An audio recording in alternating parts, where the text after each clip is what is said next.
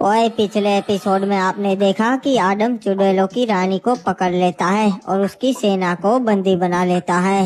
फिर वो उसे बताती है कि अगर उसे मार दिया तो ज़ॉम्बी समुराय आजाद हो जाएगा। आज से 800 साल पहले उसने राजा आलोक से शादी की थी, पर आलोक उसे रानी की तरह नहीं, नौकरानी की तरह रखता था। ये बात उसे पसंद नहीं आई, इसलिए उसने ज़ॉम्बी समुराय और आलोक को आपस में भिड़वा दिया और आलोक ने ज़ॉम्बी समुराय की पूरी सेना मार दी। फिर रानी ने उसे ताकत देके उसकी पूरी सेना को फिर से जिंदा कर दिया।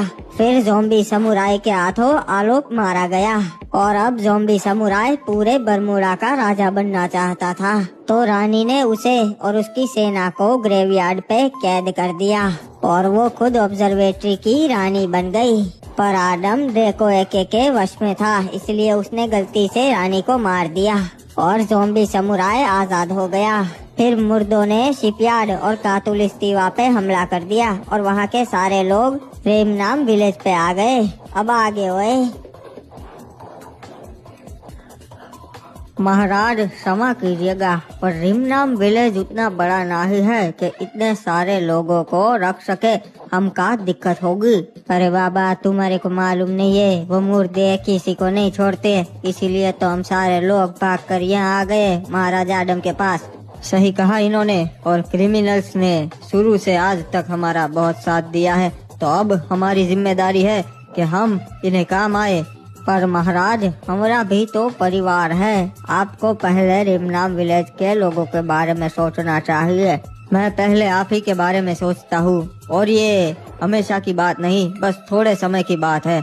रिमनाम विलेज के लोगों, तुम्हें अंदाजा भी नहीं कि वो मुर्दे कितने खतरनाक है और वो क्या कर सकते हैं।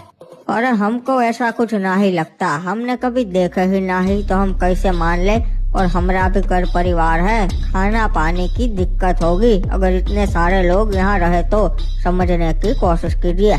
एक बार इस चीज का कोई समाधान निकल आए, फिर हम कहीं और चले जाएंगे रे बाबा, पर तब तक के लिए हमें यहीं पे रहना पड़ेगा।